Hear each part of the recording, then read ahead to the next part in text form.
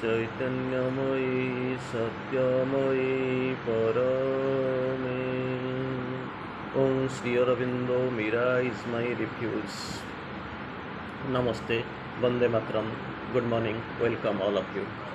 The topic of this morning's spiritual discussion will be on I, death and the gate of immortality. So again I will quote the topic of this discussion for this morning will be on I, death and the gate of immortality. It is a line taken from Savitri. So this the voice of the great Lord of Death. So we are discussing in his own language, as everything is described by Sri Aurobindo. So from this on this line we will discuss. Of course, this is taken from Savitri. The very interesting line.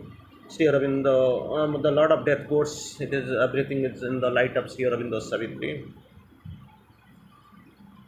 For thou must die to thyself to reach God's height. I, death, am the gate of immortality.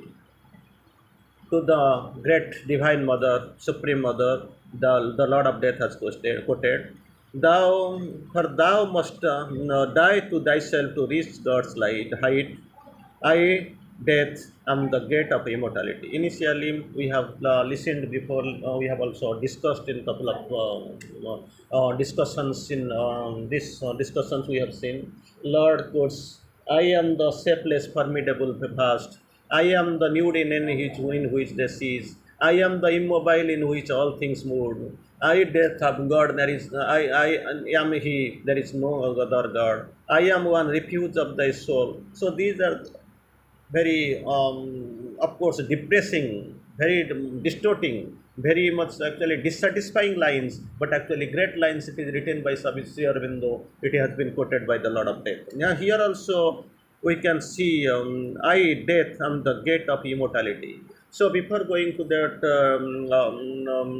great discussion, of course, so eventually we'll discuss here about the things which he really nullifies the term. The greatness of the great terms is being greatly nullified by Lord of Death. So we'll couple of terms we'll see as on mind. This in the voice of the Lord of Death, mind is the author, spectator, actor, stage.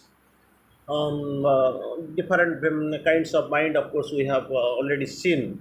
So, Lord of Death here quotes, mind is the author, spectator, actor, stage.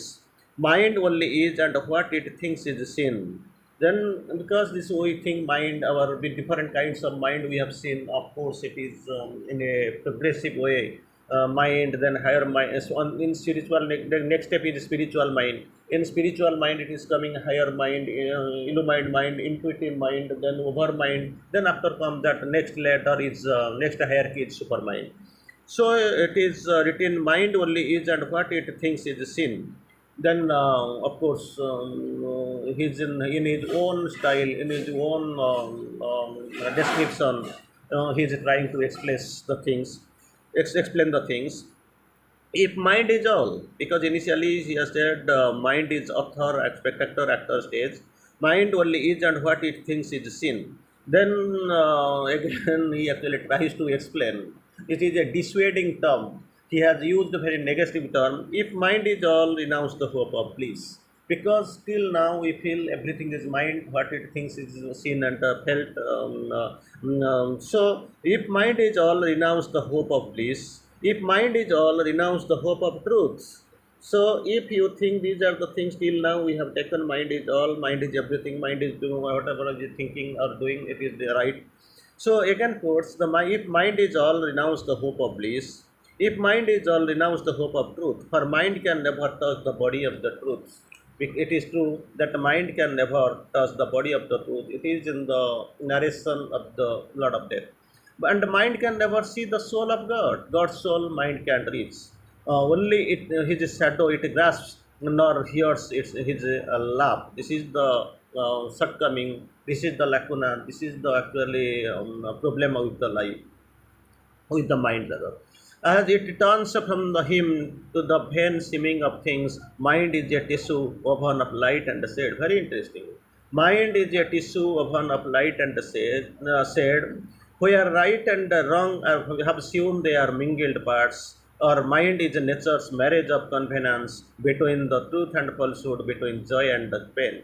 So these just imagine very interesting lines. It is written, mind is a tissue oven of light and shade, where right and wrong have assumed they are mingled parts, light and shade, here right and wrong. Then again, it is written, explained, mind is nature's marriage of convenience between what? Truth and falsehood, between joy and pain. This struggling pair, what are the struggling pair? Truth and falsehood, joy and pain, right and wrong, and light and shade. These struggling pairs no court can separate. Each thought is a gold coin of, with bright alloy, and error and truth, again not duality. Error and truth are its obverse and reverse. So this is the duality, will contrariety, and this struggling pair, it is written as it is. So these are the thing, obverse and reverse. This is the supernal, this is the imperial mintage of the brain, and of this kind is all its currency. Alloy, mintage, currency, things are very interesting terms are being used by Sri Aurobindo. Of course, it is in the voice of the Lord of Death. So, think not to plant on earth the living truth. Precautions. There is a 13th rather. Think not to plant on earth the living truth, or make the on matters world the home of God. This matters world, only the material element, this lower element, this human body can stay. Don't make the on matters world the home of God. Truth comes not there, but only the thought of truth. It is not the truth, but only the thought of truth. God is not there, but only the name of God. This is the charisma. This is the contrariety. This is the actually the vain repetition and the vain thought, of course. If self there is, it is bodiless and unborn. If self, what you called as self, capital S, there is, it is bodiless and unborn. It is no one and it is possessed by none. This is the problem. This is the lacuna. This is the paradox. If it is there, it is no one and possessed by none. On what shalt thou then build thy happy world? God, matter, mind. Then suppose there is a question put by Lord of Death. On what shalt thou then build thy happy world? Then clarifying on God. An all-seeing omnipotence, stark and alone. If God there is, he cares not for the world. If there is, it is putting the question tag, starting the sentence with if. If God is there, he cares not for the world. All things he sees with calm, indifferent gaze. He is indifferent. He is calm. He is not after looking at the this suffering world on this globe, this downtrodden, this suffering human race as a whole. He has doomed all hearts to sorrow and desire. Very antithesis, you see. God has done, how the explanation is there, how he is actually criticizing.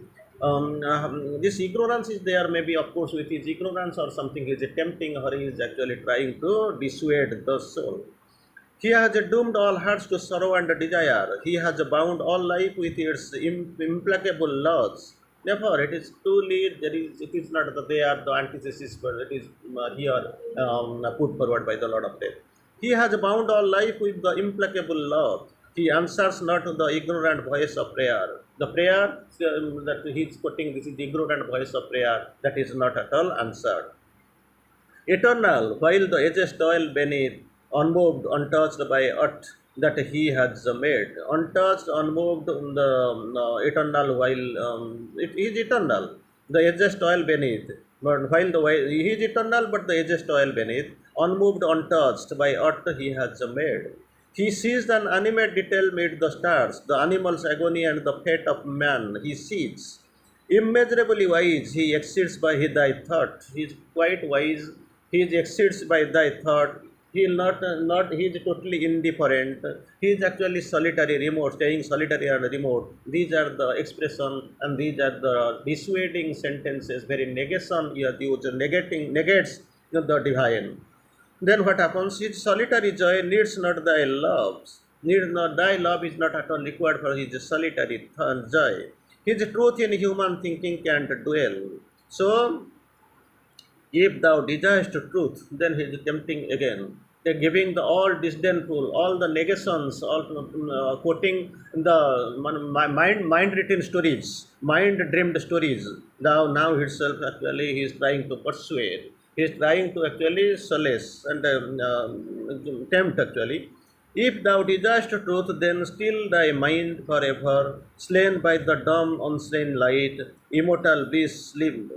If thou desirest truth, then do the things, still thy mind forever. Slain by the dumb unseen light, it is slain, you just try to hush it, try to still thy mind. Immortal bliss, again he actually attempts, tries to dissuade, the wordings are there like this. Immortal lives not in human air. How shall the mighty mother her calm delight with her calm delight keep it fragrant in this narrow fragile base? This base is fragile. How shall the mighty mother the mighty how shall the mighty mother her calm delight keep fragrant in this narrow fragile base? This base is actually this base is this vase. This is a fragile vase. So brittle, fragile. So how is it possible? Our lodge her sweet unbroken ecstasy in hearts which earthly sorrow can assail, and the bodies careless of death can slay at will. Just imagine how it has been criticized about the body, about the hearts, about the of course the fragile vast entire thing. It has been sarcastically criticized. Dream not to change the world that God has planned. Strive not to alter His eternal law. If heavens there are, whose gates are shut to grief, this is closed to grief. If there is something, there exists something, it is shut to grief. Never actually it responds, never it hears. The heavens gates are shut, it is closed.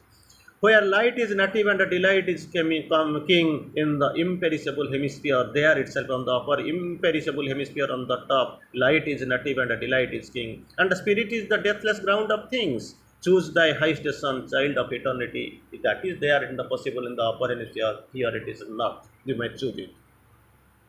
If thou art spirit, again, if there is another temptation, then there is also, it is also, the letter is completed as said from Eve.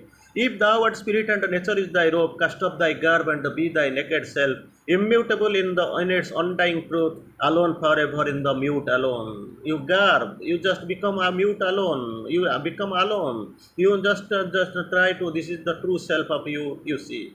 Then annul thyself in thy immobile peace, O soul. Drown in the still beatitude, for thou must die to thyself to reach God's light. This is the temptation. This is the very sarcastical criticism given by death. For thou must die to thyself to reach God's height, because it is there. It is there. Turn then to God, and forever live for Him. Leave all behind. Forgetting love, forgetting Satyavan, annul thyself in the immobile peace. You forget everything, child of eternity, the temptation is there, that allurement is there. You do one thing, O soul, drown in the still beatitude. You get drowned in the still beatitude. Be the God's void. You try to emerge in self, be the eternal child. You try to forget it, you say, forget Satyavan. For thou must die, that is a threatening, and there is an impossibility. For thou must die to thyself to reach God's delight. I, death, am the gate of immortality. Thank you. Vande Mataram.